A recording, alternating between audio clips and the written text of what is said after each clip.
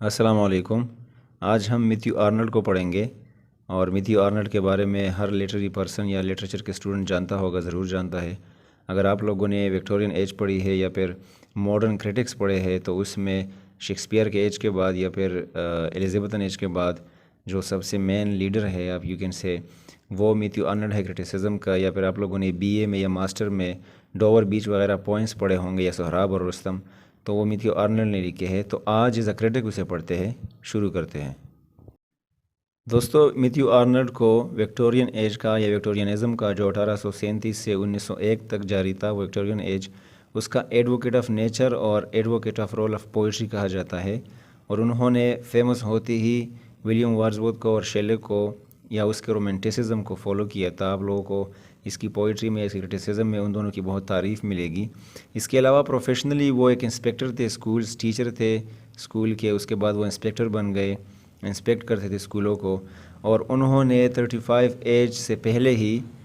اس کے جو famous poems ہے وہ لکھے ہیں، جس طرح ڈوور بیچ ہے یا دا اسکالر ہے یا جپسی ہے یا سہراب بن رستم ہے۔ اس طرح کے فیمس پوئمز انہوں نے لکھے ہیں۔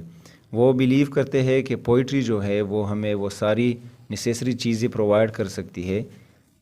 نیسیسری سچ جو ہوتے ہیں، ٹروتھ جو ہوتے ہیں وہ پرووائڈ کر سکتے ہیں، ویلیوز بتا سکتے ہیں، اور سوسائٹی میں رہنے کے گائیڈ لائنز ہمیں بتا سکتی ہے۔ میتھیو آرنلڈ کا کرٹیسزم میں فلسفہ یہ ہے کہ وہ کلاسیکل جتنی بھی کرٹکس تھے ان کو بہت زیادہ اپریشیٹ کرتے ہیں اور مانتے ہیں، اور وہ کلاسیکل جو کرٹیسزم ہے وہ نیو لٹریچر پہ اپلائی کرتے ہیں، کیونکہ انہوں نے بہت سارے کوٹس وغیرہ بھی کلاسیکل لٹریچر سے لیے ہے، جس طرح ایرسٹوٹل، پلیٹو وغیرہ سے۔ ایرسٹوٹل نے اس نے یہ بات لی ہے کہ پوئٹری جو ہے وہ ہائر ٹروتھ اور سیریسنیس پہ بیسڈ ہوتی ہے، یا اس طرح کی چیزیں اس میں ہوتی ہے۔ وہ آگے یہ نوٹ کرتا ہے کہ بہت سارے لوگ جو ہے وہ یہ ڈسکور کریں گے کہ ہم پوئٹری کی طرف اس لیے بڑھے ہیں تاکہ ہم اپنی زندگی کو انٹرپریٹ کر سکیں کہ ہماری زندگی اصل میں ہے کیا، یا پھر ہم اس میں اس کو کمفرٹ دے دے، اس کو سکون میں گزارے، یا پھر سپورٹ کرے۔ اور وہ آگے کہتے ہیں کہ پوئٹری کے علاوہ سائنس جو ہے وہ ہمیں انکمپلیٹ دیکھتی ہے، اور سائنس کے ساتھ ساتھ آج کل جو ہمارا ریلیجن ہے، یہ آرنلڈ کا کہنا ہے، جو ریلیجن کے بارے میں ہم سوچتے ہیں اور کرتے ہیں، اور فلسفی کے بارے میں، اگر یہ نہیں رہیں گے تو ہم ان چیزوں کو پوئٹری سے ریپلیس کریں گے، یا پھر پوئٹری اس کی جگہ لے لے گی۔ میتھیو آرنلڈ جو ہے وہ آگے یہ بھی کہتے ہیں کہ جو بیسٹ پوئٹری ہوتی ہے وہ ہمیں پرووائڈ کرتی ہے، اسٹینڈرڈ آف ایکسلنس ہمیں پرووائڈ کرتی ہے، کہ اچھائی کی جو ہائی لیول یا ہائی کوالٹی ہوتی ہے اس کے بارے میں ہمیں بتاتی ہے، یا پھر یہ ایک سٹینڈرڈ ہے آرنلڈ کے لیے خود اور سوسائٹی کے لیے کہ وہ اپنے آپ کو اس کے ساتھ جج کرے اور پھر بتائے کہ پوئٹری کے لحاظ سے میں کس لحاظ کا بندہ ہوں یا میں کیسا ہوں۔ ان کے بہت زیادہ فیمس 2 بک ہے، ایک the function of criticism at the present time ہے، اور دوسرا دا اسٹڈی آف پوئٹری ہے۔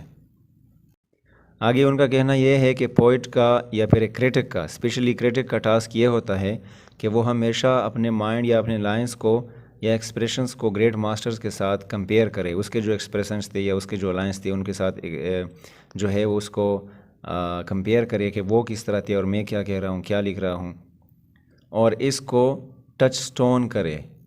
ٹچ سٹون سے مراد اس کا ایک تھیوری تھی، اس سے مراد یہ ہے کہ وہ ایک پوئٹری کو یا کلاسیکل پوئٹری یا دوسری شاعری کو ٹچ سٹون بنائے اگر اچھی اور معیاری شاعری ہے، اور اپنی شاعری کو اس کے ساتھ کمپیئر کرے کہ یہ والی اچھی ہے یا میری والی، یا اس کے کمپیریزن میں میری پوئٹری کیسی ہے۔ ٹچ سٹون تھیوری میں سبجیکٹیو